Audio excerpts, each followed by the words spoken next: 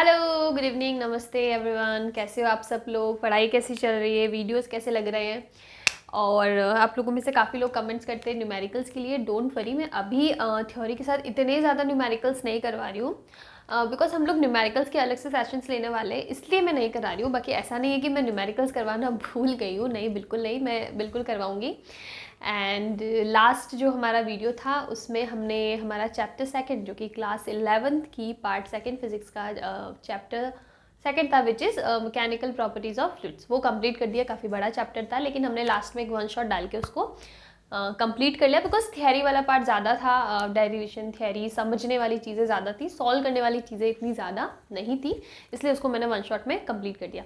वैसे में जब हमारा सिलेबस एक बार को कवर हो जाएगा अकॉर्डिंग टू माई कैलकुलेशन आपका जैन एंड तक आपका सिलेबस कंप्लीट हो जाना चाहिए। उसके बाद we will upload I will upload जो भी सेपरेट वन शॉट वीडियोस होते हैं हर चैप्टर के, और हम लोग न्यूमेरिकल्स वाले भी सारे वीडियोस सब अपलोड करना स्टार्ट कर देंगे ताकि आप एग्जाम तक बहुत अच्छे न्यूमेरिकल्स में हो जाए। और जो लोग कंपटीशन के लिए तैयारी कर रहे हैं तो उनके लिए तो भी है टाइम, 1 साल और बचा है, तो होता रहेगा, सब हो जाएगा, ठीक है।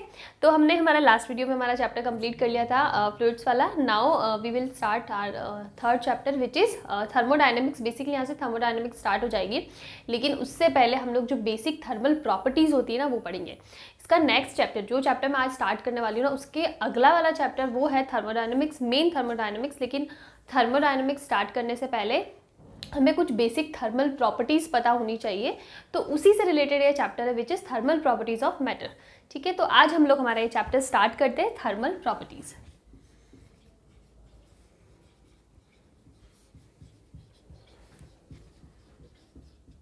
थर्मल प्रॉपर्टीज़, तो जैसे ही हमने थर्मल प्रॉपर्टीज़ में एंटर कर लिया तो हमारे पास एक टर्म आने लग गई थर्मल, ठीक है। तो सबसे पहले हमें इससे रिलेटेड कुछ बेसिक कॉन्सेप्ट है ना वो समझना बहुत ज़रूरी है। थर्मल सब लोगों को पता होगा, लेकिन अगर नहीं पता है तो मैं बता रही हूँ, थर्मल रिलेट करता है कहाँ से? टेम्परेचर से। टेम्परेचर बढ़ रहा है घट रहा है हमें नहीं पता, लेकिन हमें ये पता है कि हम लोग टेम्परेचर से रिलेटेड चीज़ें पढ़ने वाले हैं। तो सबसे पहले हम लोग पढ़ते हैं टेम्परेचर। अगर आपको कोई पूछे टेम्परेचर, मुझे पूरा स्पेलिंग लिखने में जोर पड़ता है इसलिए मैं ऐसे लिख देती हूँ। तो हमें किसी ने पूछा टेम्परेचर क्या होता है, तो हम लोग टेम्परेचर को कैसे डिफाइन करेंगे ये भी जानना बहुत ज़रूरी है कि टेम्परेचर होता क्या है। तो basically temperature is a property of an object. किसी भी ऑब्जेक्ट की, कोई भी मटीरियल हो, उसकी एक प्रॉपर्टी है। उसके जो टेम्परेचर होता है ना वो ऐसी प्रॉपर्टी है जो बताता है कि अ बॉडी इज़ हॉट और कोल्ड, कि मतलब जो बॉडी है, जिस ऑब्जेक्ट की हम लोग बात कर रहे हैं उसकी प्रॉपर्टी है तो वो कुछ ना कुछ तो इंडिकेट कर रही होगी। क्या इंडिकेट करती है? कि बॉडी गर्म है ठंडी। देखो, अगर किसी दूसरी बॉडी से हम लोग कंपेयर करेंगे ना, for example we have 2 objects, ठीक है, तो यहाँ पे हमें ये बताना ज़्यादा ईजी होगा कि इनका टेम्परेचर कितना है, इसका टेम्परेचर कितना है, ठीक है। तो यहाँ पे हम लोग बात कर रहे हैं टेम्परेचर की। जो temperature is a property of an object, जो बताता है कि कोई ऑब्जेक्ट हॉट है या कोल्ड है। देखो, हाथ लगाने से हम लोग इतना तो पता कर ही सकते हैं कि हॉट है या कोल्ड है, उसके अकॉर्डिंग हम लोग बोल सकते हैं कि टेम्परेचर ज़्यादा है या कम है। लेकिन अगर हमें कोई फिक्स टेम्परेचर दे रखा है या फिर 2 ऑब्जेक्ट्स दे रखे, तो हम लोग कंपैरिजन भी कर सकते हैं कि कौन सा ज़्यादा ठंडा है, गर्म है, और कुछ टेम्परेचर की वैल्यूज़ दे रखी है तो हम एग्जैक्ट टेम्परेचर भी निकाल सकते हैं कि इसका टेम्परेचर इतना है, जो हमारे नॉर्मल टेम्परेचर से कितना ज़्यादा है या कितना कम है। इतना ज़्यादा कन्फ्यूज़ मैं करना नहीं चाहती हूँ, सिंपल सी चीज़ है। Temperature is a property of an object, किसी ऑब्जेक्ट की एक प्रॉपर्टी है which tells us a body is hot और कोल्ड। बस यहाँ पे हमारे टेम्परेचर की डेफिनेशन खत्म हो जाती है। अब बात करते हैं कि टेम्परेचर की यूनिट हम लोग पढ़ चुके हैं। जब हमने हमारा चैप्टर 1 स्टार्ट किया था ना, chapter 2 which is units and measurement, उसके अंदर हमने पढ़ा था कि जो हमारे 7 SI यूनिट्स थे ना, उसके अंदर एक SI यूनिट थी टेम्परेचर की विच वॉज केल्विन। पढ़ा था हमने ये चीज़, डिग्री सेंटीग्रेड नहीं है, केल्विन है ऐसा यूनिट किसकी? टेम्परेचर की। ये सारी चीज़ भी हम लोग पढ़ चुके हैं।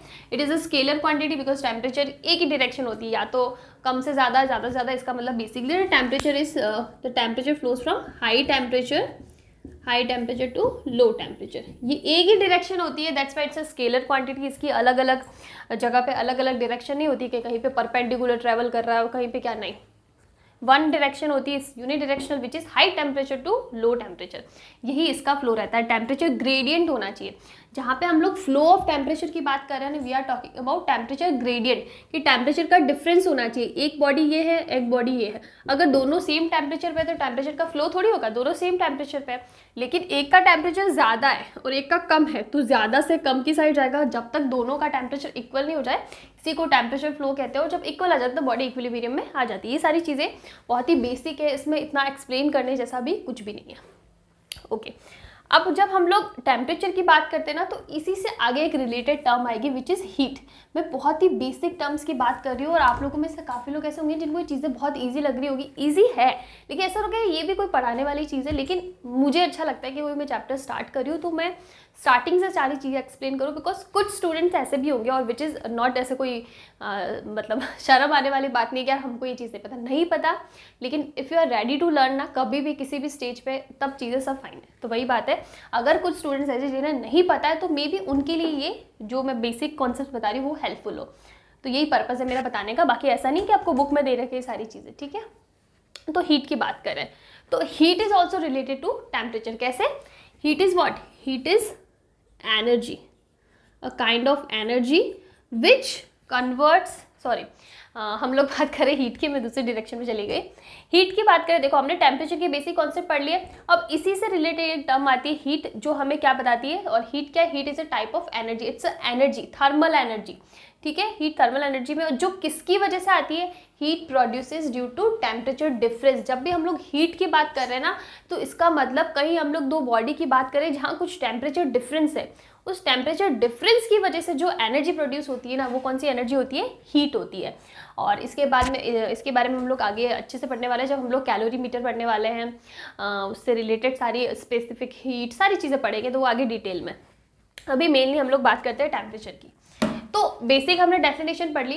अब इसके अलावा एक इम्पॉर्टेंट कॉन्सेप्ट इसके अंदर आता है कि इसके ऊपर न्यूमेरिकल भी आते हैं, ठीक है। ये आपको जितना इजी लग रहा है ना उतना इजी है नहीं, इसके ऊपर न्यूमेरिकल भी आते हैं। तो वहाँ पे हम लोग बात करने वाले हैं कि टेम्परेचर की कितनी स्केल्स होती है, ठीक है। और उन स्केल का एक स्केल से दूसरी स्केल में कन्वर्जन वाले क्वेश्चन काफ़ी आते हैं, मैं उसके ऊपर क्वेश्चन कराऊंगी भी, अभी यहीं पर करा लूँगी ताकि वो यहीं पर क्लियर हो जाएगा। अगर मैं बात करूँ आपकी एनसीईआरटी बुक्स की, तो वहाँ पे बेसिकली आपको 2 या मैक्स टू मैक्स 3 स्केल्स दे रखे जो आप डेली आपको मतलब पता भी होता है। एक तो डिग्री सेंटीग्रेड हो जाएगा, एक फ़ारेनहाइट हो जाएगा और एक केल्विन हो जाएगा, ये तीनों दे रखे होंगे।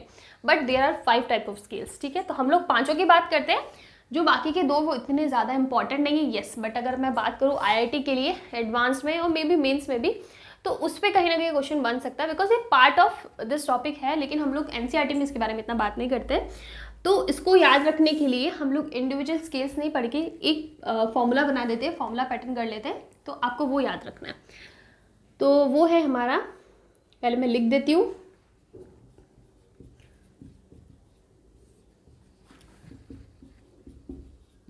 आपकी बुक्स में बस यहाँ तक ये 3 स्केल्स दे रखी है, ठीक है। अब मैं इसके आगे 2 स्केल और ऐड कर रही हूँ।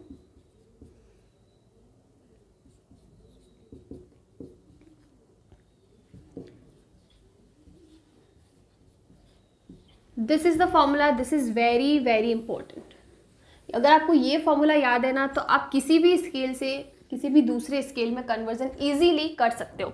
कौन कौन से स्केल्स है वो मैं आपको बता देती हूँ। दिस इज सेंटीग्रेड, जो हमें पता है, ठीक है। हम लोग बहुत बार पढ़ते हैं 0 डिग्री सेंटीग्रेड, डिग्री सेंटीग्रेड कर दो अगर आपको ज़्यादा अच्छे से करना है। This is centigrade, this is kelvin वाला स्केल, ये है फ़ारेनहाइट, ये है रूमर और ये है रैंकाइन, ठीक है। रूमर एंड रैंकाइन ये आपको कहीं पे इतना ज़्यादा देखने को नहीं मिलेगा। IIT मेंस में या फिर एडवांस में मैं ज़्यादा अच्छे से बोलूँगी, वहाँ पे कहीं इसका क्वेश्चन आ सकता है। डायरेक्टली कन्वर्जन जैसा क्वेश्चन में उसमें एडवांस में आ जाए वो ऐसा पॉसिबल नहीं, पर कहीं ना कहीं रिलेट हो सकता है क्वेश्चन से, तो इसलिए मैंने पूरा स्केल लगाया। लेकिन अगर आप लोग नीट के लिए प्रिपेयर कर रहे हो या फिर सिर्फ मेंस के लिए प्रिपेयर कर रहे हो, फिर बोर्ड एग्जाम्स के लिए प्रिपेयर कर रहे हो, तो यहाँ तक आपको इनफ है, 3 स्केल आपको पता होना चाहिए, बाकी कुछ पता होने की ज़रूरत नहीं है। तो ठीक है, ये हमारा कन्वर्जन वाला एक फॉर्मूला है जिससे आप किसी भी स्केल से किसी भी दूसरे स्केल में कन्वर्ट कर सकते हो। कैसे, उसके लिए हम लोग 1-2 एग्जाम्पल लेते हैं, ठीक है। तो अगर आप लोगों को ये फॉर्मूला लिखना है तो आप लिख लो, उसके बाद हम लोग इसके ऊपर न्यूमेरिकल की बात करते हैं।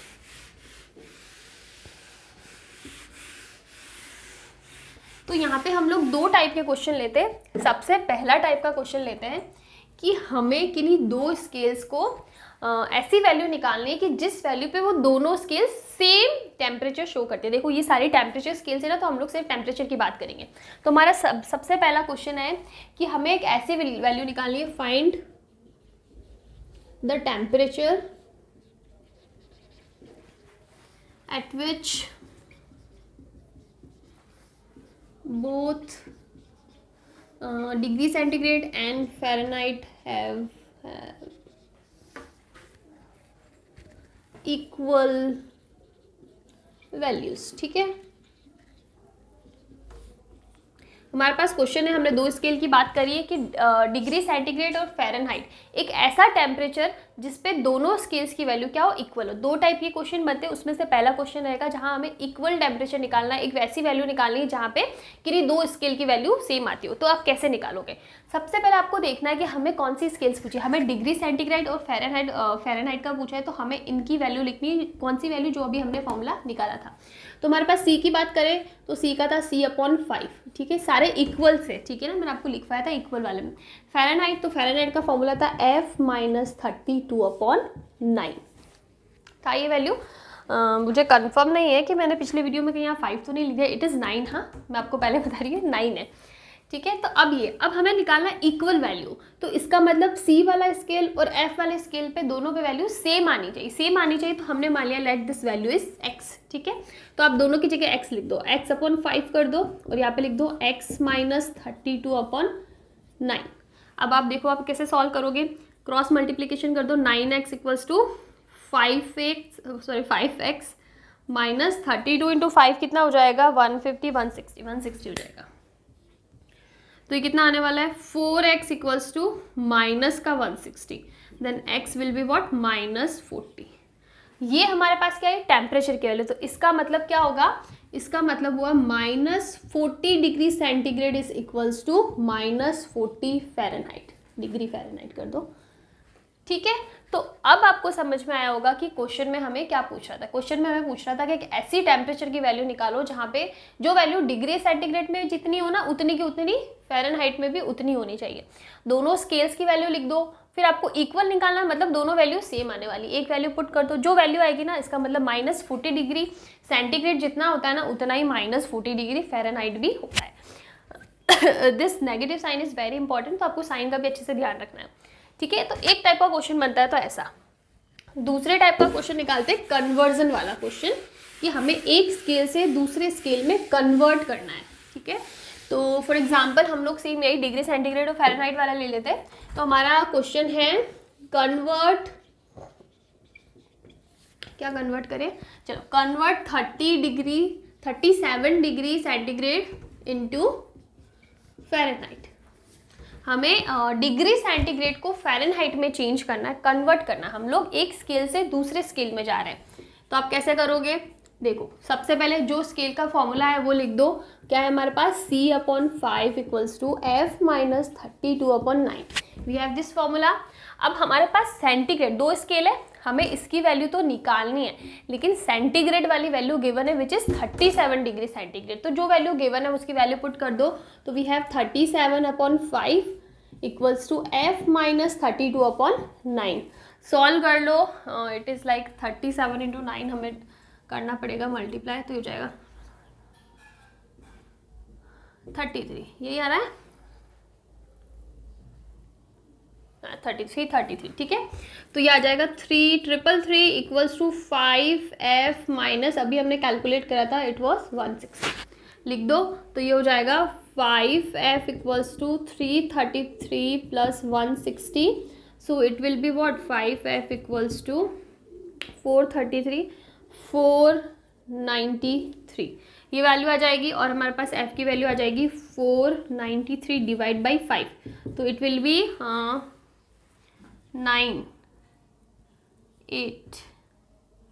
98.6। ठीक है, तो इसका मतलब 37 डिग्री सेंटीग्रेड किसके बराबर होता है, 98.6 फ़ारेनहाइट के बराबर होता है। तो यहाँ पे हमने दोनों टाइप के क्वेश्चन कर लिए। एक टाइप के क्वेश्चन में हमें क्या करना है, ऐसी वैल्यू निकालनी है जो दोनों की दोनों स्केल में सेम हो। दूसरे वाले क्वेश्चन में हम लोग को क्या करना है, कन्वर्जन वाला क्वेश्चन, कि एक स्केल से दूसरी स्केल में कन्वर्ट करना है। This is very important for NEET and JEE means, इस टाइप का क्वेश्चन आता ही आता है। तो ये इंपॉर्टेंट है कि आपको स्केल की वैल्यूज़ पता हो ताकि आप कन्वर्ट कर सकते हो, ठीक है। तो यहाँ पे हमारा ये जो बेसिक टेम्परेचर वाला स्केल है ना, ये खत्म होता है। हमने टेम्परेचर की बेसिक डेफिनेशन पढ़ ली, उसके बाद में हमने टेम्परेचर स्केल्स पढ़ ली। अब इसके आगे हम लोग दूसरे टॉपिक्स की बात करते हैं।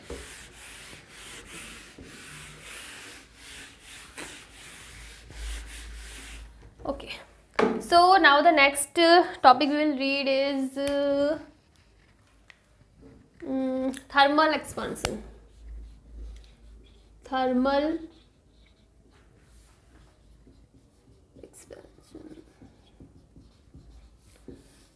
एक्सपेंशन क्या होता है? थर्मल बेसिकली हम लोग यहाँ पे एक्सपांड कर रहे हैं किसी चीज़ को, ठीक है। सबसे पहले आप देखो टॉपिक क्या बोला, थर्मल एक्सपेंशन। थर्मल एक्सपेंशन का मतलब है कि किसी भी चीज़ की, अभी हमें नहीं पता किसके बारे में बात, किसी भी ऑब्जेक्ट का हम लोग एक्सपांशन पढ़ रहे हैं, एक्सपांड हो रहा है, वो किसकी वजह से हो रहा है? थर्मली। थर्मल का रिलेशन किससे होता है? टेम्परेचर। तो बेसिकली हमारा टॉपिक है कि किसी भी ऑब्जेक्ट पर, किसी भी बॉडी पर जब हम लोग टेम्परेचर अप्लाई करते हैं, टेम्परेचर को इंक्रीज करते हैं, तो उसके उसका जो डायमेंशन होगा ना, उसके डायमेंशन में क्या होगा? इंक्रीमेंट होगा, मतलब वो एक्सपांड करेगा, उसमें एक्सपेंशन होगा। उसी को हम लोग रीड करते हैं। तो basically it is what? Increment in dimensions of an object या फिर बॉडी, कुछ भी ले लो, ठीक है, ये होता है। और यहाँ पे हम लोग पर्टिकुलर एक्सपांशन की बात करें, हम लोग कंप्रेशन की बात नहीं कर रहे। The topic is about expansion, इसलिए हमने लिखा है इंक्रीमेंट इन डायमेंशन। कौन से डायमेंशन, उसके बारे में हम लोग बात करेंगे। सबसे पहले हम लोग कुछ एग्जाम्पल लेते हैं जो आपको, ताकि आपको पता पड़े, आप रिलेट कर पाओ टॉपिक से। तो सबसे अच्छा एग्जाम्पल हम लोग लेते हैं थर्मोमीटर का। आपने देखा होगा थर्मोमीटर, काफ़ी लोगों ने यूज़ किया होगा, घर पे भी होगा। तो थर्मोमीटर के अंदर एक टाइप का लिक्विड, एक टाइप का फ्लूइड फिल कर रखा होता है, दैट इज़ मर्क्यूरी। तो आपने देखा होगा जैसे ही आप थर्मोमीटर अपने मुंह में लेते हो, कहीं पे बॉडी के कहीं पार्ट पे लगाते हो, तो उससे क्या होता है? टेम्परेचर इंक्रीज होता है। हम लोग फीवर चेक करने के लिए थर्मोमीटर यूज़ करते हैं। फीवर के अंदर क्या होता है? हमारी बॉडी का टेम्परेचर, रूम टेम्परेचर या जो भी नॉर्मल एनवायरमेंट का जो टेम्परेचर होगा उससे ज़्यादा होगा, ठीक है। तो जब हम लोग थर्मोमीटर यूज़ करते हैं तो हम लोग वो टेम्परेचर रीड करते हैं कि बाहर के सराउंडिंग टेम्परेचर से हमारा टेम्परेचर कितना ज़्यादा है, या फिर जो नॉर्मल बॉडी टेम्परेचर होता है उससे टेम्परेचर कितना ज़्यादा, वही चीज़ रीड करते हैं। जो थर्मामीटर को हम लोग मुंह के अंदर रखते हैं तो उससे क्या होता है कि टेम्परेचर इंक्रीज़ होता है, बिकॉज हमारी बॉडी का टेम्परेचर ज़्यादा है, टेम्परेचर इंक्रीज़ होता है। तो उसके अंदर पर्टिकुलरली हमने मर्क्यूरी ही पढ़ा, मर्क्यूरी ही रखा है, हमने कोई दूसरा फ्लूइड नहीं भरा। उसका रीज़न क्या है कि जैसे ही थोड़ा सा टेम्परेचर बढ़ता है, वो जो मर्क्यूरी है ना, वो एक्सपांड होने लग जाता है, ठीक है।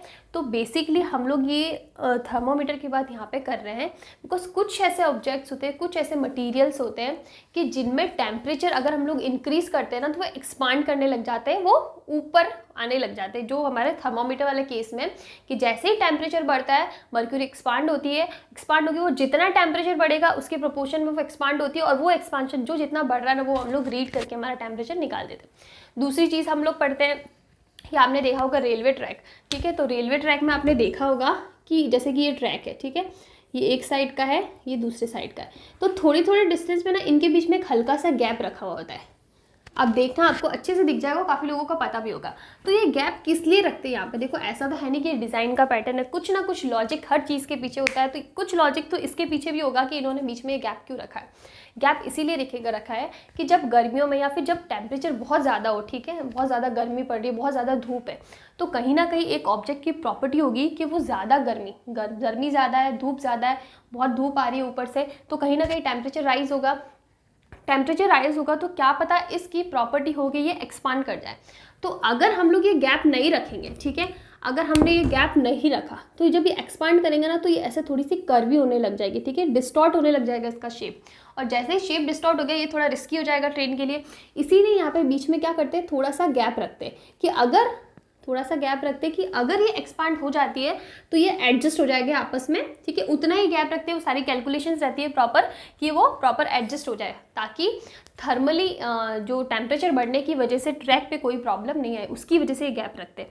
तो बेसिकली ये एक एक्सप्लेन करने के लिए मैं आपको टॉपिक को रिलेट कर रही हूँ कि कुछ बॉडीज़, कुछ ऑब्जेक्ट्स ऐसे होते हैं कि जहाँ पर टेम्परेचर बढ़ने की वजह से उनमें एक्सपांड करने के चांसेस होते हैं। तो एक्सपांड करने के चांसेस जो होते हैं या फिर जो एक्सपांड करती है कितना करती है, उसी को हम लोग इस टॉपिक में पढ़ने वाले हैं। सारे ऑब्जेक्ट्स ऐसे नहीं होते कि थोड़ा सा टेम्परेचर बढ़ा दिया वो एक्सपांड करने लगे, नहीं। कुछ पर्टिकुलर ऐसे होते हैं जिससे हमने रेलवे ट्रैक में गैप रखा, इसका मतलब यहाँ पे एक्सपांशन के चांसेस ज़्यादा रहते हैं।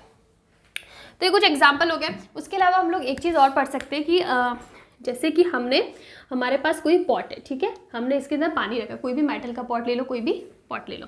अब हम लोग इसके अंदर पानी है और हम लोग नीचे से इसको क्या करें, हीट करें, ठीक है, गर्म करें।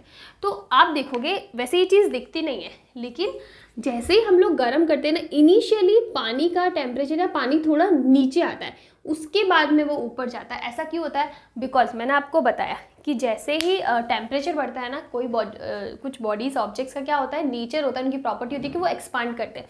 तो इनिशियली आप टेम्परेचर बढ़ाओगे ना, तो इस पॉट पे सबसे पहले टेम्परेचर जाएगा, तो पॉट एक्सपांड करेगा तो पानी थोड़ा सा, जो भी इसके अंदर लिक्विड भरा थोड़ा सा नीचे आएगा। फिर धीरे धीरे जब ज़्यादा टेम्परेचर पड़ेगा तो पानी वापस ऊपर आने लग जाएगा। ये चीज़ हमको रियल में दिखेगी नहीं, आप बहुत माइक्रोस्कोपिकली आप इसको ऑब्जर्व करोगे तो आपको पता पड़ जाएगा। तो ये भी एक प्रॉपर्टी है कि ये पॉट पहले एक्सपांड करता है, जितना इसको एक्सपांड करना होता है एक्सपांड हो जाएगा, उसके बाद में पानी बढ़ेगा तो ओवरऑल ऊपर आने वाला है, लेकिन ये इसकी प्रॉपर्टी होती है। तो यहाँ पे बेसिकली हमने ये चीज़ पढ़ी है कि थर्मल एक्सपांशन को आप कैसे रियल लाइफ में रिलेट कर सकते हो। इसके बहुत सारे एग्जाम्पल्स है, ठीक है, आप रेलवे ट्रैक वाला ले लो, आप थर्मोमीटर वाला ले लो, आप पॉट वाला ले लो, टायर ट्यूब के भी कुछ होते हैं, आपको एनसीईआरटी में पूरी लिस्ट मिल जाएगी जो भी इनके रियल लाइफ एग्जाम्पल्स रहते हैं, ठीक है। टेलीफोन वायर्स का भी देख लो, वो भी एकदम थोड़ा सा लूजली जो भी अरेंज कर रखे होते हैं।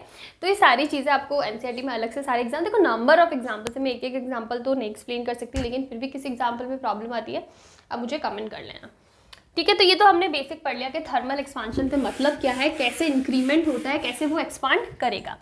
अब हमने बात करी है कि इंक्रीमेंट इन डायमेंशन। तो यहाँ पे 3 टाइप के डायमेंशन है। अगर वो लीनियरली इंक्रीज करता है, ठीक है, if the increment is linear, सबसे पहले लीनियर है तो वो क्या हो जाएगा, लीनियर एक्सपांशन, ठीक है, लीनियर एक्सपांशन हो जाएगा। इसका मतलब हम लोग लेंथ की बात करें, लीनियर मतलब एक ही डायमेंशन में बात करें, वन डायमेंशनली, तो हम लोग बात करें किसी की लेंथ का। इसका मतलब कि टेम्परेचर इंक्रीज करने पे किसी भी रॉड, किसी ऑब्जेक्ट की लेंथ में कितना इंक्रीमेंट आता है, कितना एक्सपांड करता है वो चीज़ हम लोग रीड करेंगे किसके अंदर, लीनियर एक्सपांशन में। तो इसके अंदर हम लोग मेनली बात करेंगे लेंथ की, और ये रिलेशन होता है which is very very important. This relation is very very important. यहाँ पे क्या है, एल। सबसे पहले बात करेंगे एल नॉट। एल नॉट होता है इनिशियल लेंथ, कि इनिशियली जब हमने टेम्परेचर को इंक्रीज नहीं करा था ना, तब लेंथ कितनी थी वो। ये एल क्या है, एल है कि जब हमने टेम्परेचर बढ़ाया, कुछ उसको टेम्परेचर दिया, तो उसके बाद में उसकी लेंथ में जो चेंज होने के बाद जो फाइनल लेंथ आई है ना, वो ये है, that is final length after temperature increment, ठीक है। ये डेल्टा टी कि हमने कितना टेम्परेचर में चेंज किया है, दिस इज टेम्परेचर चेंज। और alpha, this is very important, this is what, linear coefficient of linear coefficient of expansion, linear temperature coefficient, कि हमने जो टेम्परेचर, ये जो लीनियर कोफिशिएंट ऑफ एक्सपांशन है ना, लीनियर टेम्परेचर कोफिशिएंट, इसे mainly temperature coefficient of expansion.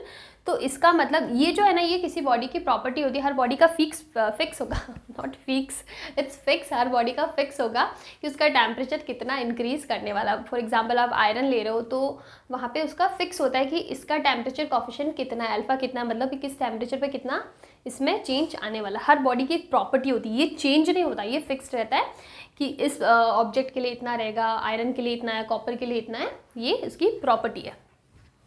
अब हम लोग यहाँ पे बात करते हैं अल्फा की। तो ये बहुत इंपॉर्टेंट है, जैसे कि मैंने आपको बताया अल्फा क्या है, टेम्परेचर कोफिशिएंट है। और अगर हम लोग लीनियर एक्सपांशन के लिए बात कर रहे हैं तो this is temperature coefficient of linear expansion, ठीक है। तो अब अगर मैं बात करूँ तो ये जो इक्वल होता है ना, मतलब इसकी अगर मैं बात करूँ यूनिट, तो 1 डिग्री सेंटीग्रेड होता है सॉरी 1 डिग्री सेंटीग्रेड होता है। कैसे निकलता है, हम लोग इसको निकाल सकते हैं।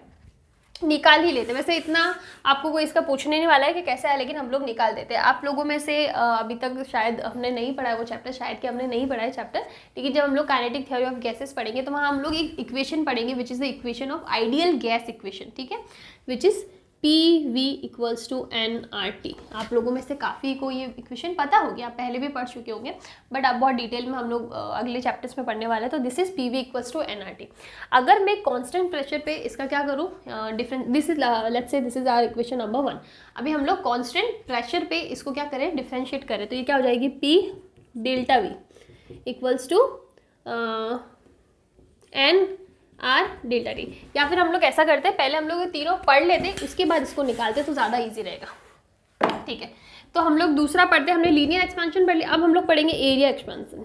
एरिया एक्सपेंशन, इसका मतलब जिस टाइप से हमने बोला ना इंक्रीमेंट इन डायमेंशन, तो ये कौन सा डायमेंशन था, ये लीनियर था, मतलब एक ही डायरेक्शन में इंक्रीमेंट हो रहा है। This is what area expansion. तो इसमें क्या होगा, ए की जगह हो जाएगा A equals to A0 1 plus beta delta T. Same चीज़ है, दिस इज एरिया बिफोर, हमने जब टेम्परेचर को अप्लाई नहीं किया उससे पहले का, ये फाइनल हो जाएगा जब टेम्परेचर लग गया उसके बाद कितना एक्सपांड होके कितना हो गया। This is delta T, change in temperature, and beta is what, again temperature coefficient, लेकिन for what, temperature coefficient for areal expansion, ठीक है। और उसी टाइप से थर्ड टर्म हमारे पास आती है वॉल्यूम एक्सपांशन। वॉल्यूम एक्सपांशन कोई चेंज नहीं है, हमें बस टर्म्स चेंज करनी है। V equals to V0 1 plus, और यहाँ हमारे पास क्या हो जाएगा, गामा डेल्टा टी। सेम चीज़ है, this is final volume, this is initial volume, this is change in temperature, in gamma is what, temperature coefficient, but for what, for volume expansion, ठीक है। सारे के सारे अल्फा ले लो, बीटा ले लो या गामा ले लो, all are what, temperature coefficients for different dimensions. Alpha हो जाएगा for linear, beta is for area, and gamma is for volume expansion, ठीक है। तो ये तीन बेसिक फॉर्मूलाज ही आपको पता होना चाहिए, और इस पे बहुत ही अच्छे वाले न्यूमेरिकल्स बनते हैं। मतलब आपको ऐसा देखने में लग रहा होगा कि इजी सा फॉर्मूला है, वैल्यू पुट कर दी रिजल्ट आ गया, नहीं, बहुत ही अच्छे कॉम्प्लिकेटेड और लॉजिकल न्यूमेरिकल्स इनके ऊपर बनते हैं, जो हम लोग करने भी वाले हैं। चलो आगे बात करते हैं।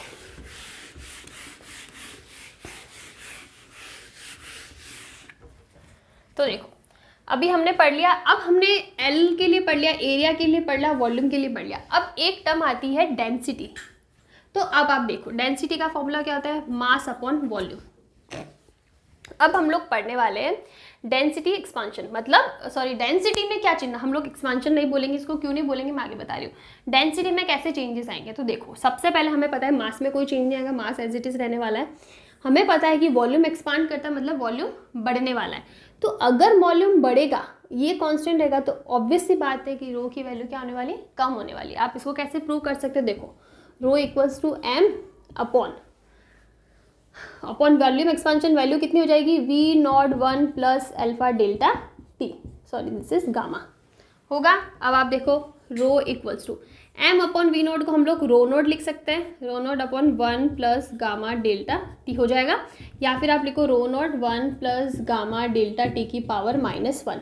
और हमने पहले भी एक दो बार इस टाइप के क्वेश्चन करे हैं, बाइनरी जो रिलेशंस होते हैं ना, उनके लिए एक फॉर्मूला था बायनॉमियल इक्वेशन, तो उससे हम लोग ये पढ़ सकते हैं कि ये क्या हो जाएगा, rho, this is rho equals to rho naught 1 minus gamma delta T. ये जो -1 टर्म है ना, यहाँ पे मल्टीप्लाई हो जाएगी। ये रिलेशन होता है कि 1 प्लस एक्स की पावर n, तो this will be 1 plus n x plus n minus 1 upon factorial 2x²। ये सारी टर्म्स होती है बायनोमियल एक्सपांशन, लेकिन हम लोग इतना डिटेल में इसके नहीं जा रहे। हमें पता है हमें सिर्फ फर्स्ट टर्म लेनी है, तो हमने -1 से मल्टीप्लाई कर दिया तो रिलेशन आ गया। तो यहाँ पे देखो क्या आ रहा है, माइनस आ रहा है, ठीक है, यहाँ पे माइनस आ रहा है ना, इसका मतलब डेंसिटी में क्या होगा, कम होगा, डेंसिटी कम होगी जब हम लोग एक्सपांशन की बात करेंगे। तो this is also very important, ठीक है। तो अभी हम लोग बात करते हैं कि हमने तीनों चीज़ें पढ़ ली। अब हमने पढ़ा है कि जो टेम्परेचर कॉफिशिएंट होगा, मैंने आपको बताया कि जो टेम्परेचर कॉफिशिएंट होगा ना, वो टेम्परेचर के इन्वर्सली प्रोपोर्शनल होता है, या फिर हम लोग बोल सकते हैं उसको 1 अपॉन टेम्परेचर की फॉर्म में लिखते हैं। ऐसा किस लिए लिखते हैं, तो देखो, ये आपको क्वेश्चन डायरेक्टली भी बन सकता है कि alpha can be represented by, या फिर अल्फा का यूनिट हो सकता है 1 अपॉन कुछ भी हो सकता है, 1 upon mass, 1 upon volume, 1 upon degree centigrade, या फिर 1 अपॉन कुछ और। तो वहाँ पे 1 अपॉन टेम्परेचर वाली जो स्केल होगी ना, वो हमें लेनी पड़ेगी। ऐसा किस लिए, तो आप देखो, हमने अभी पढ़ा आइडियल गैस इक्वेशन क्या होती है, PV equals to nRT, this is our equation number 1। हो जाएगी। नाउ सी, अगर मैं कांस्टेंट प्रेशर पे, the condition is we are differentiating this equation with respect to with constant pressure, तो क्या जगह कांस्टेंट प्रेशर है P एज इट इज रहेगा। Now this will be delta V equals to, ideally term होनी चाहिए P delta V plus V delta P, because लेकिन हम लोग बात करें कांस्टेंट प्रेशर की तो ये टर्म जीरो हो जाती है, तो we can write it as P delta V and R delta T हो जाएगा। अब आप देखो, this is our equation number 2। Now divide equation number 2 by 1, 2 divide by 1 क्या हो जाएगा, P delta V upon P V equals to n R delta T upon n R T. तो P से P कैंसिल हो गया, n R से n R cancel हो गया, and we have delta V upon V equals to delta T upon T। Okay, and now we can write delta V upon V 1 upon delta T equals to 1 upon T।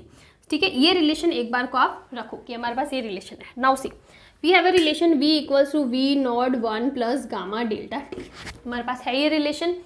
Now see, हम लोग लिख सकते हैं इस relation को, कैसे नहीं लिख सकते, V minus V not upon V not equals to gamma delta T, हम लोग लिख सकते हैं इसको, आप देख लो हो जाएगा इजीली, इसमें कोई प्रॉब्लम नहीं।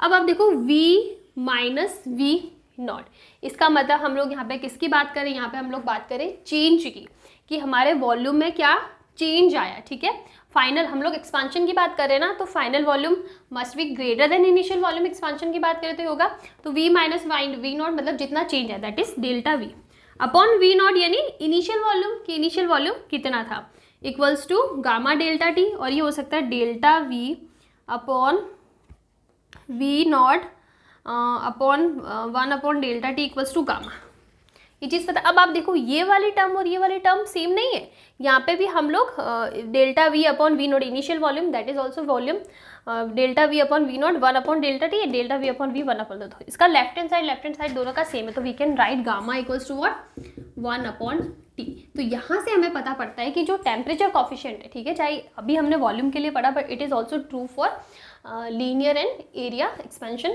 कि this temperature coefficient is what is return in the terms of temperature like 1 upon T, 1 upon degree centigrade. ठीक है, तो इस टाइप से आप टेम्परेचर कॉफिशिएंट को लिख सकते हो, रिप्रेजेंट कर सकते हो। तो this is also very important for one line question, आप CBSE में ले लो और ये NCERT के अंदर ये डेरिवेशन गिवन है। ठीक है, ऐसा नहीं है कि नहीं गिवन है मैं करवा रही हूँ, नहीं, ये गिवन है। ओके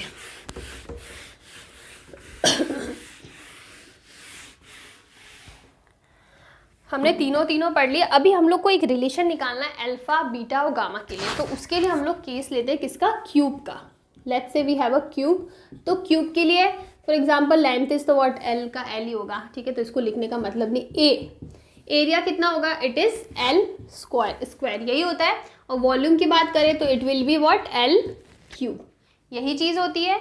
चलो ठीक है, क्यूब के लिए हमने बात कर लिया।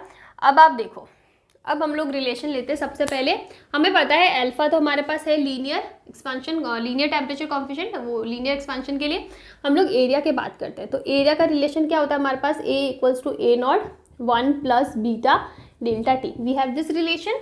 तो अभी आप देखो, इसको मैं टर्म्स में लिखती हूँ, A यानी L का स्क्वायर, A नॉट यानी L नॉट का स्क्वायर, यही चीज़ होती है 1 प्लस बीटा डेल्टा T, हो जाएगा, कोई प्रॉब्लम नहीं है।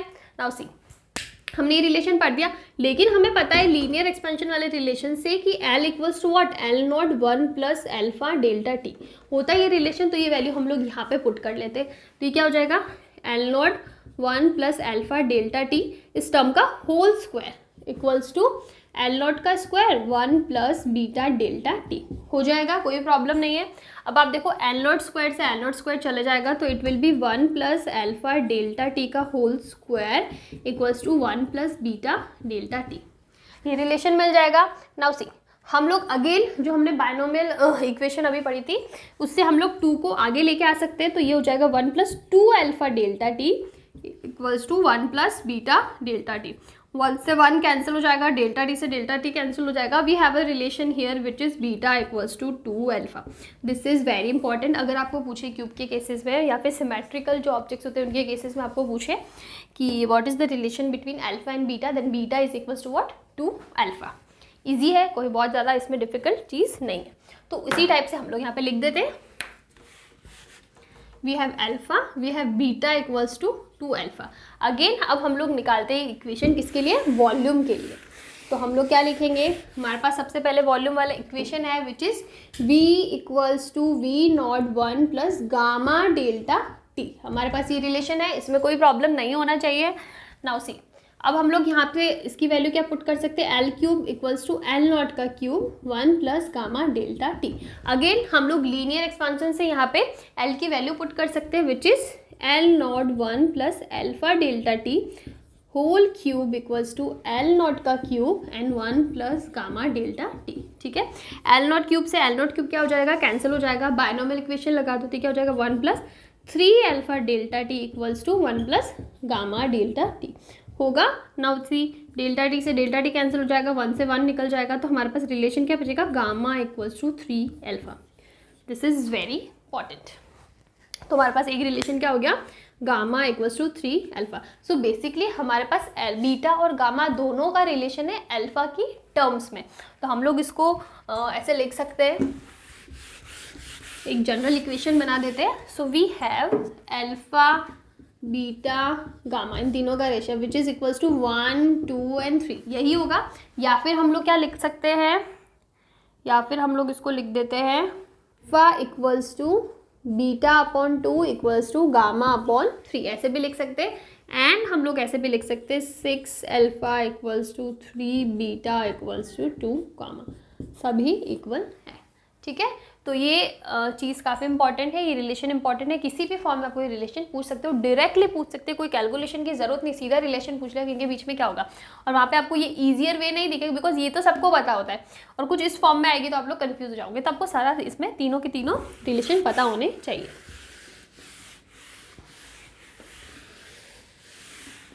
ठीक है, तो हमने लेंथ का पढ़ लिया, एरिया का पढ़ लिया, वॉल्यूम का पढ़ लिया। इसी टाइप से अगर आपको रेडियस का भी पूछे ना, तो रेडियस का भी सेम होता है, R equals to R not 1 plus कोई भी रिलेशन ले लो आप, अल्फा ले लो, अल्फा डेल्टा टी। ठीक है, तो इसमें कोई प्रॉब्लम नहीं है, ये होना चाहिए। जो हमारा डेंसिटी का था वो हमने पढ़ लिया कि वो नेगेटिव साइन आने वाला है उधर। अभी हम लोग एक इम्पॉर्टेंट चीज़ पढ़ते हैं इसके अंदर है कि टेम्परेचर चेंज की वजह से या फिर एक्सपांशन की वजह से पेंडुलम के टाइम पीरियड पे क्या इफेक्ट होता है। तो हम लोग लिख देते हैं time period of a simple pendulum. Time period of simple pendulum. अभी तक आपने ये चीज़ पढ़ी नहीं है, ऑसिलेशंस वाला टेम्परेचर नहीं पढ़ा, तो मैं रिलेशन डायरेक्ट लिख रही हूँ, बाकी वहाँ पे आप लोग ये प्रूव भी करने वाला है कैसे आने वाला है।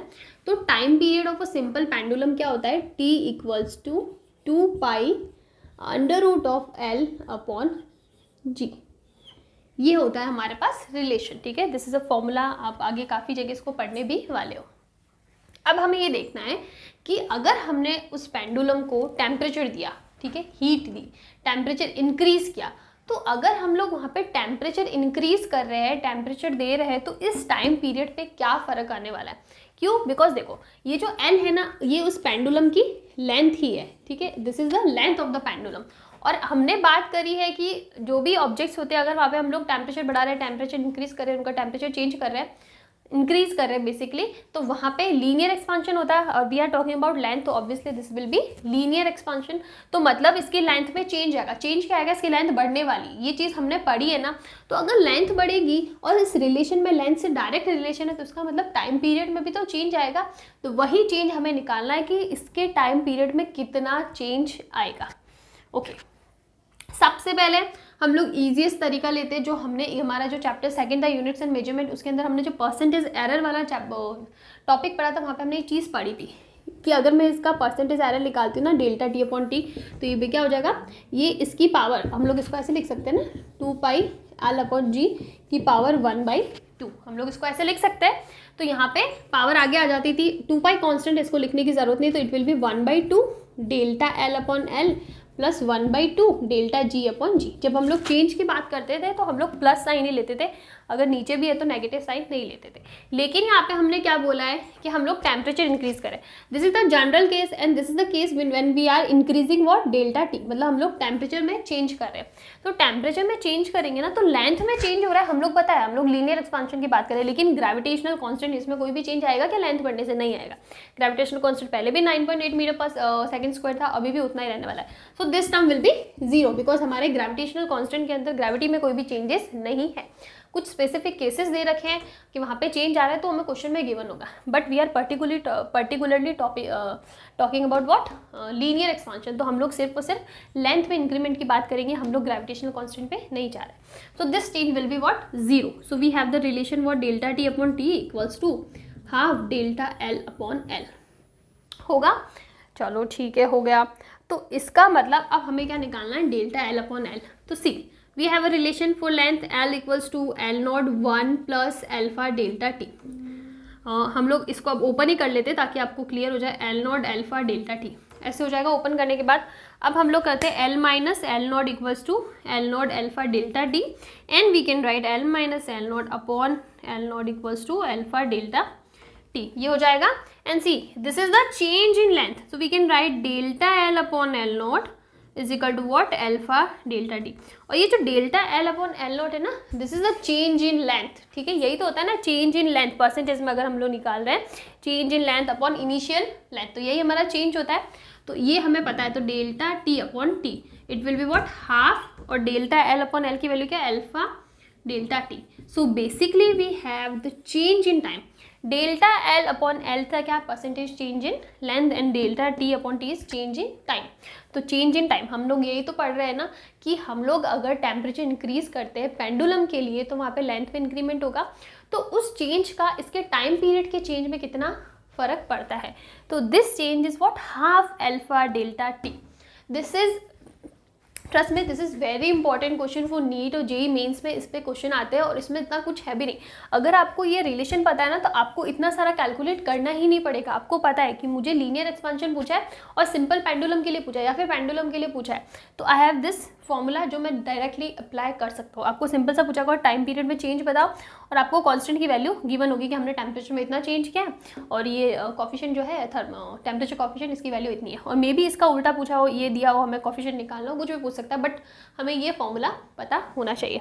सो दिस इज इम्पॉर्टेंट, ये रिलेशन आता है। और इसको अगर आप चाहो कि अगर मुझे नहीं पता, मैंने तो दूसरा यूनिट पढ़ा ही नहीं, यूनिट मेजरमेंट में तो सीधा इसी चैप्टर से स्टार्ट करो, तो मुझे ये रिलेशन कहाँ से आएगा? तो हम लोग अभी जो पढ़ा है ना उससे भी ये चीज़ निकाल सकते हैं।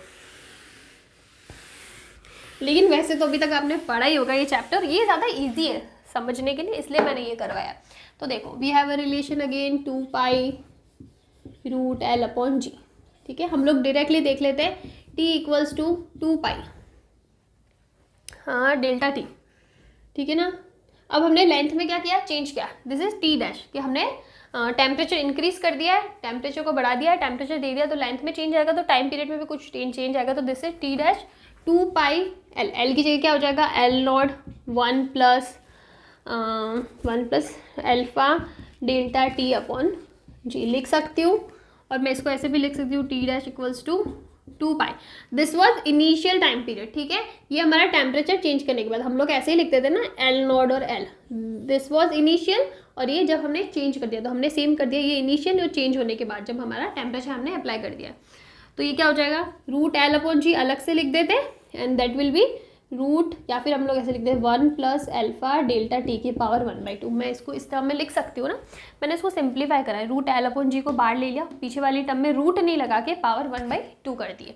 Now see this is what 2 pi root L not upon G, यहाँ पे L naught 2 pi root L not upon G थी। जब हमने टेम्परेचर को चेंज किया तो हमारी लेंथ इतनी बन जाती है। इसमें आई थिंक प्रॉब्लम नहीं चाहिए, इनिशियली एल नॉट होती है और जब हम लोग टेम्परेचर देते थे तो ये L naught 1 plus alpha delta T हो जाती है, कुछ बढ़ जाती है कुछ अमाउंट से, तो हमने इसमें लिख दिया। इसमें मैं खुद ही कंफ्यूज हो गई।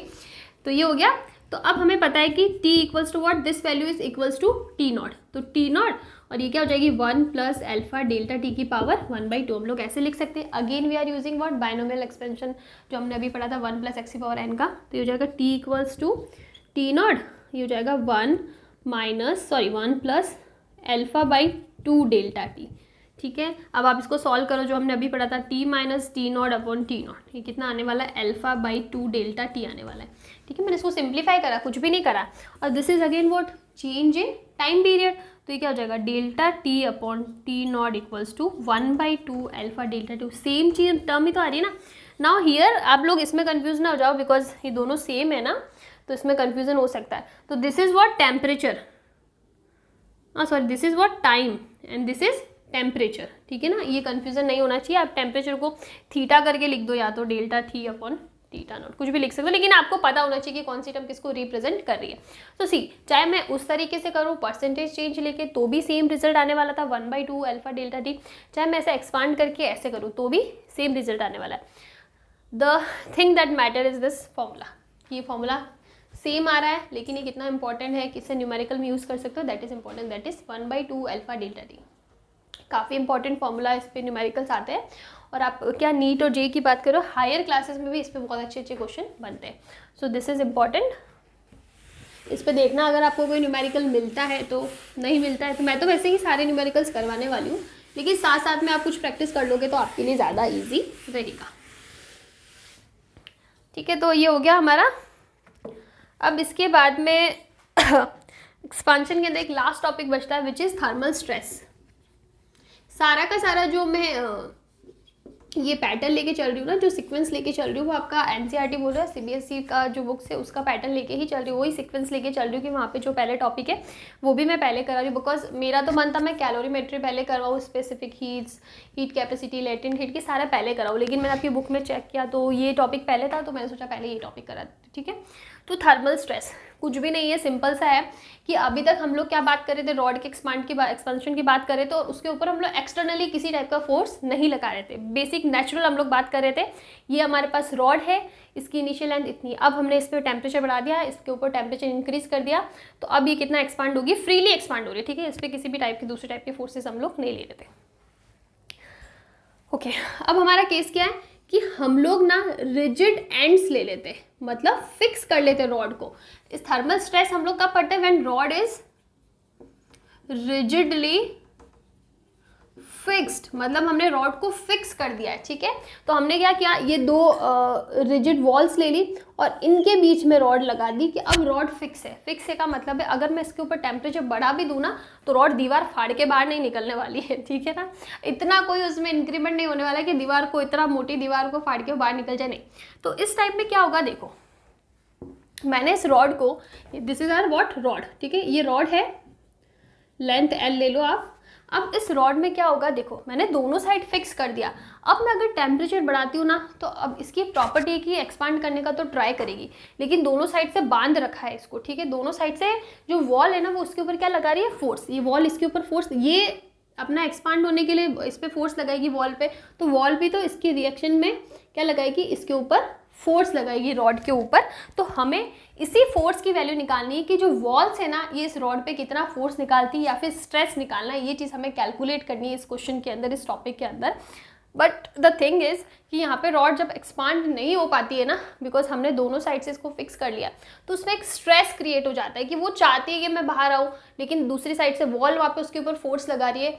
तो उसके अंदर जो टेंशन क्रिएट होता है, जो स्ट्रेस क्रिएट होता है ना, दैट इज थर्मल स्ट्रेस। की टेम्परेचर बढ़ने की वजह से जब रॉड को हमने वॉल्स के बीच में फिक्स कर लिया तो उसमें क्या स्ट्रेस लग रहा है, किस क्या मतलब वो कैसा फील करिए, क्या टेंशन क्रिएट हो रहा है, उसी को हमें कैलकुलेट करना है कि वो स्ट्रेस कितना होगा। ओके, दूसरी इंपॉर्टेंट चीज़ यहाँ पे हम लोग ये नहीं बात कर रहे कि हमने जब इनिशियली लिया तो इनिशियली हमारी लेंथ थी L0 1 plus alpha delta T, और फाइनल लेंथ कितनी होगी हमें नहीं पता। सॉरी, इसमें ऐसा नहीं, हम लोग ये नहीं पढ़ रहे कि इनिशियल लेंथ इसने ले ली L0, फिर हमने टेम्परेचर बढ़ा दिया तो लेंथ हो गई L0 1 plus alpha delta T. No, हम लोग क्या रीड कर रहे हैं कि इसकी इनिशियल लेंथ ही ये है, इनिशियल लेंथ यही थे कि हमने टेम्परेचर बढ़ा दिया कि ऑलरेडी इसकी इनिशियल लेंथ टेम्परेचर बढ़ने के बाद इतनी थी। अब इसकी फाइनल लेंथ क्या होगी, मतलब अब इसके ऊपर क्या करिए, देखो आपको कंडीशन क्या ले ली, हमने टेम्परेचर बढ़ा दिया। ठीक है, इसकी लेंथ हो गई L0 1 plus alpha delta T. अब टेम्परेचर बढ़ाने के बाद जो वॉल्स है वो फोर्स लगा रही है, तो फोर्स लगने की वजह से उसके लेंथ में क्या चेंज आएगा, तो मतलब इसकी जो फाइनल लेंथ है ना वो एल नॉट होगी। ये चीज़ आपको समझनी पड़ेगी। एल नॉट नहीं होगी या फिर हम लोग इन टर्म्स को कंफ्यूज करते ही नहीं है, लेकिन हमें ये चीज़ पढ़नी है कि यहाँ पे हम लोग जो इनिशियल और फाइनल कंडीशंस ले रहे हैं ना, वो नॉर्मल कंडीशन से अलग होगी। नॉर्मली हम लोग क्या कहते थे, initial length is L not, final length is जो भी टेम्परेचर कॉफिशिएंट की वजह से चेंज होता है L naught 1 + alpha delta T. But here the situation is different. हम लोग क्या बोल रहे हैं, टेम्परेचर बढ़ गया, लेंथ होगी L naught 1 + alpha delta T.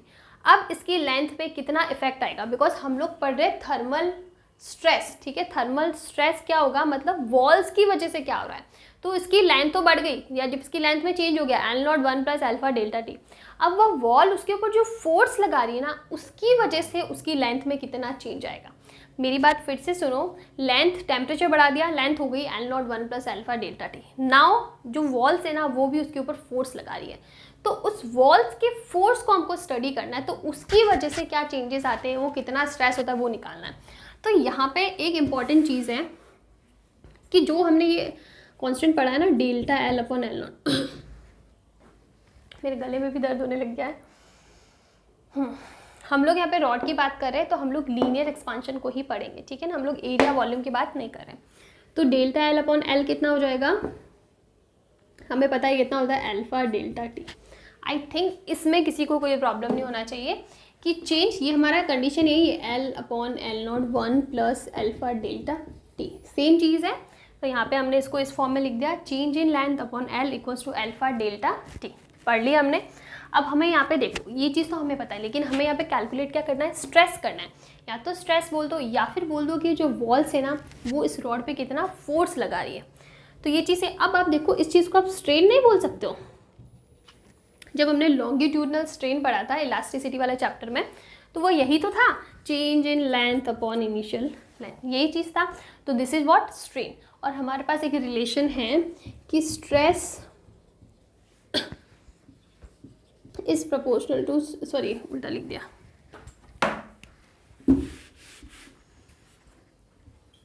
हमारे पास रिलेशन क्या होता था इलास्टिसिटी का, स्ट्रेस, हाँ,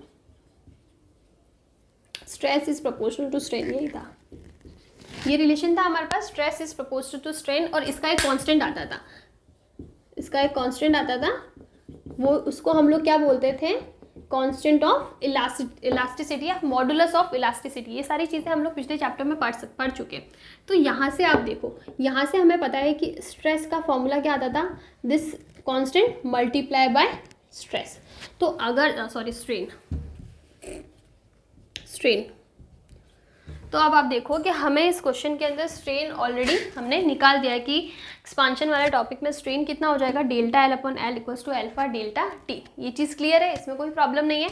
अगर हमारे पास स्ट्रेन है और ये रॉड है, तो हमें पता है कि ये रॉड का जो भी मटेरियल होगा, उससे हम लोग इसकी मॉडुलस ऑफ इलास्टिसिटी तो हमें गिवन होगी कि इसकी modulus of elasticity it is a constant ना, तो इसकी वैल्यू हमें क्वेश्चन में गिवन होगी कि इतनी वैल्यू है, तो वो कोई डिफिकल्ट टास्क नहीं है। तो अगर हमारे पास स्ट्रेन है ना, तो हम लोग स्ट्रेस इजीली निकाल सकते हैं। तो हमारा जो थर्मल स्ट्रेस है ना, थर्मल स्ट्रेस, और यहाँ पे एक ही टाइप का स्ट्रेस क्रिएट हो रहा है, दैट इज थर्मल स्ट्रेस। तो यही स्ट्रेस होगा, वो कितना हो जाएगा, this constant E multiply by strain, और स्ट्रेन की वैल्यू कितनी है, अल्फा डेल्टा टी। तो ये वैल्यू हमारे पास इजीली आ जाएगी। अगर आपको ये नहीं लेना है तो आप यंग मॉडुलस गामा भी ले सकते हो जाएगा, कोई प्रॉब्लम नहीं है इसमें। तो थर्मल स्ट्रेस कितना हो जाएगा, या फिर आप इसको वाई ले लो ना, सबसे अच्छा, Y multiply by alpha delta T, या Y alpha delta T, simple सा लिख दो। हम लोग ये मल्टीप्लिकेशन वाला साइन भी यूज़ नहीं करते, तो ईजीली हमें थर्मल स्ट्रेस यहाँ पे मिल जाएगा। दूसरी चीज़ आती है कि ये वॉल्स इस रॉड पे कितना फोर्स लगा रही है, वो हमें निकालना है। तो फोर्स क्या होता है, देखो स्ट्रेस का फॉर्मूला होता है फोर्स पर यूनिट एरिया। तो वी कैन राइट ना, force equals to stress into area. Stress की वैल्यू कितनी है, Y alpha delta T multiply by area, this is the force. तो यहाँ से आप इस फोर्स की वैल्यू निकाल सकते हो। तो ये बहुत छोटा सा टॉपिक था कि अगर आपको किसी क्वेश्चन में स्ट्रेस पूछा है, आपको एक्सपांशन की बात बोली है, लेकिन आपको क्या पूछा है, स्ट्रेस पूछा है या फिर फोर्स निकालने का पूछा है, तो आप कैसे निकालते हो। तो सिंपल से अगर आपके पास ये सारी टर्म्स पता है, तो ये आप इजीली निकाल सकते हो, इसमें कोई प्रॉब्लम नहीं है। ओके तो यहाँ पे हमारा एक्सपांशन वाला टॉपिक खत्म होता है। इसके बाद में जो नेक्स्ट टॉपिक रहता है कैलोरीमीटर, कैलोरीमेट्री, वो सारी चीज़ें स्टार्ट होती है, जिसके अंदर हम लोग स्पेसिफिक हीट की बात करेंगे, लेटेंट हीट की बात करेंगे, फिर जब हम लोग दो लिक्विड्स को मिक्स करेंगे तो फाइनल टेम्परेचर निकालना है। सारी बहुत ही इंटरेस्टिंग से जो न्यूमेरिकल्स है वो सारी चीज़ें आएगी। मेरा पर्सनल फेवरेट है इसका जो नेक्स्ट टॉपिक रहेगा वो। तो पहले तो सोचा था मैं आज ही करा दूंगी, लेकिन मेरे गले में थोड़ा सा दर्द होने लग गया है, तो हम लोग उसको नेक्स्ट वीडियो में कवर करेंगे, बिकॉज आई थिंक टाइम भी 1 घंटे से ज़्यादा हो गया है, या फिर 1 घंटा हो गया होगा ऑलमोस्ट। तो हम लोग नेक्स्ट वीडियो में बात करते हैं सारे जो भी फ्लूइड्स की जो प्रॉपर्टीज़ रहती है, specific heat capacity, molar heat capacity, latent heat, फिर उसके ऊपर जो भी न्यूमेरिकल्स रहेंगे, न्यूमेरिकल्स भी हम लोग करने वाले अगले वाले टॉपिक में, बिकॉज वो न्यूमेरिकल्स से ही आपको समझ में आएगा, थ्योरी से इतना समझ में नहीं आएगा। ठीक है, तो वो हम लोग नेक्स्ट वीडियो में बात कर रहे हैं। आज के लिए काफ़ी हो गया, मेरा गले में भी दर्द होने लग गया है। तो चलो, थैंक यू आज की वीडियो के लिए, और नेक्स्ट वीडियो में हम लोग नेक्स्ट टॉपिक की बात करेंगे। बाय।